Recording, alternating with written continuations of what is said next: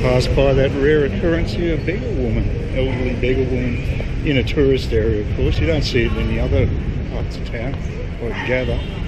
Yeah, just had another meal at my favourite restaurant. Cost me $77,000. I actually had scrawny cats. You don't see too many cats around there, but that was one of them.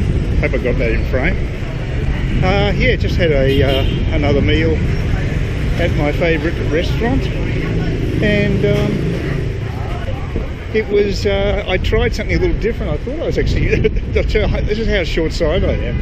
I thought I was pointing at fried spring rolls, and it was actually barbecue pork pieces. So that's how bad my eyesight is, but actually it was very nice, I've got to say. It was actually better than the usual pork I have. It was more barbecue, I think. That's what I liked about it. Had a bit of flavour. And I tried ordering tea again, which is say cha for tea, and of course they didn't get my order. This is the second time it's happened there. The only way I've had success is if I point at someone else's tea on another table. That seems to get the message through, but just by trying to actually use the right word, even with a hand motion holding a mug of some description, no good. So it's a warmish day, but it's no sun out, thank God, because it actually makes it a little more bearable. Didn't go out yesterday because I had a bit of a hangover, and I also experienced not one but two power blackouts in one day, each going for about an hour each time. So that's a first. I've never struck that many power blackouts. It made me feel like I was back in Cairns, because I have experienced a few there, although they don't generally go that long. So yeah, that was a new experience, but I'm feeling a lot better today. No grog yesterday. I'll catch up with Hien tonight, because she's, poor girl's going all the way home, which is even further north than Da Nang, and then she's got to go inland 2 hours on a 2-hour trip. I don't know how long it's going to take her. She's obviously not flying. She told me she's not flying, so I thought most of the time going up there to get her security pass that you've got to have over here. She's got some temporary thing that tides her over, but she needs to have some sort of ID, a photo ID, and you can only be sourced from a local town, which is a real pain in the ass if you're living closer to Hanoi than Saigon. So yeah, poor girl, she's going to be spending a lot of time in a minibus for a few hours at home, where I hope the parents don't want her to work. She needs to probably sleep. Yeah, it's a tough life for some of these people. I just, you know, I was bitching about having a delayed flight with a Vietjet. That's nothing in by comparison to what she's going to have to go through, which being stuck in a minibus for, I don't know, 14 hours or something. I'd imagine it would be a long trip. I remember going to Nha Trang. It was an overnight trip to Nha Trang. It was about 5 or 6 hours, but it had sleeper buses, so that's not that far. Where she's got to go, I'd conservatively say 14, maybe 20 hours. I don't know how long it's going to take her. I just can't. Just for 2 days, well, it'll only be 1 day if you take all the travel out, but she'll actually be there. She'll be exhausted. Terrible. Anyway, I can't really, I tried to find out from her how she's getting up there. All she told me about is how she'd get from the closest big town, which is on the coast, to her village, which is 2 hours in, so, towards the border. So that's all I could get out of it. I don't know. Probably if I wrote something, I should just text her. It's easy to get clear information if I'm sending something in print, because, you know, like I said, Vietnamese written English is pretty good.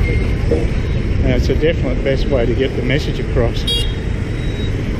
Because even if they're speaking English, sometimes the accent's just so thick, and in a bar situation, you've got blaring music in the background. It's just not conducive for good communication.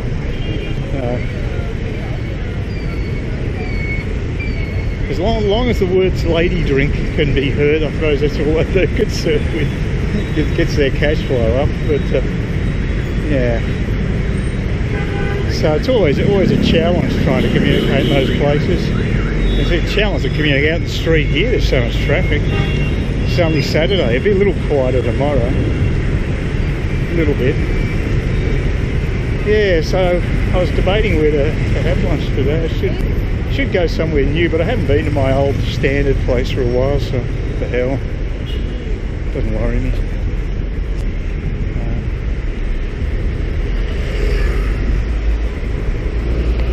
And of course construction continues over there, and will do for years to come, no doubt. It'll be nice to actually see they can open that station, but I'm not holding my breath.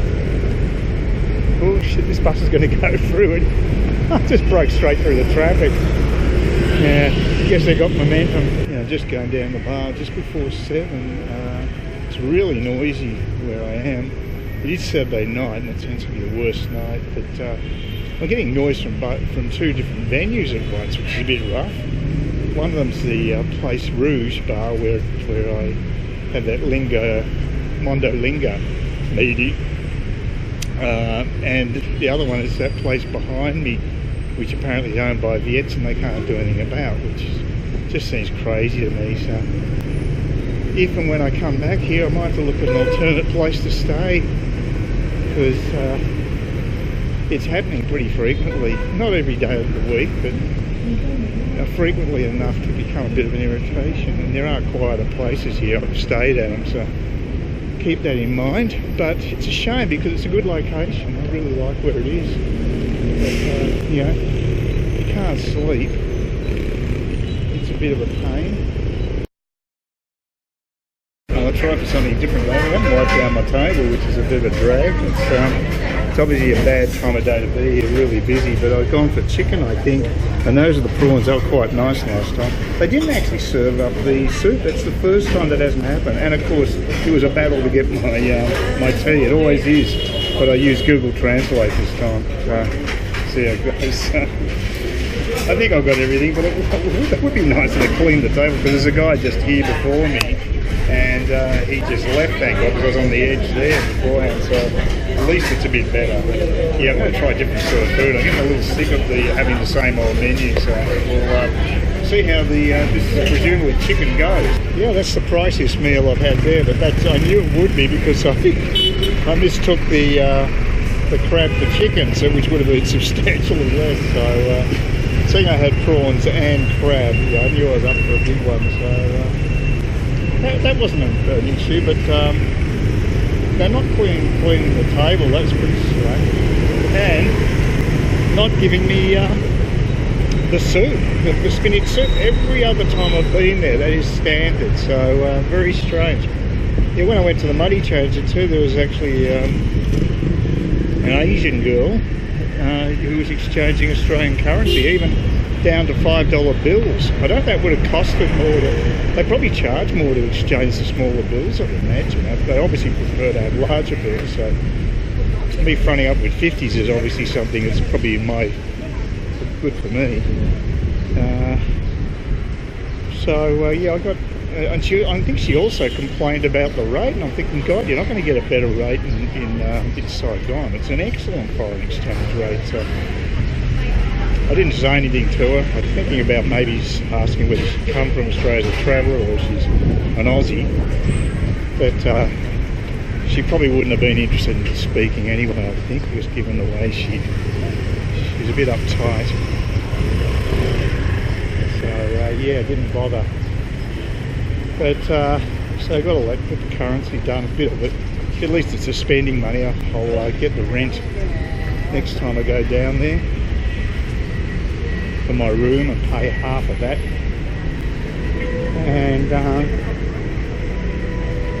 And then just I'll probably have to come back for 2 lots again. I don't think I have much money left over in this trip. It's a long trip, so luckily I provisioned a bit more than I usually do, and I needed to, because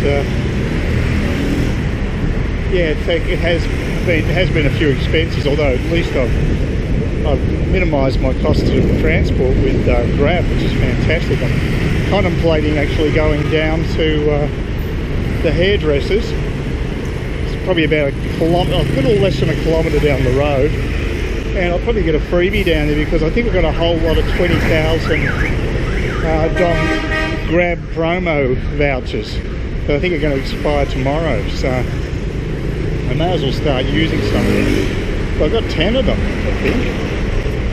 So, but the actual fare's tiny in any case, it's 12, but it'll cost me nothing if I use my, presuming my promo amount. So I'll try that out, so it won't cost me anything to go there. I might walk back because I just want to check out the area. Sunglasses sellers are the most desperate, I think, around.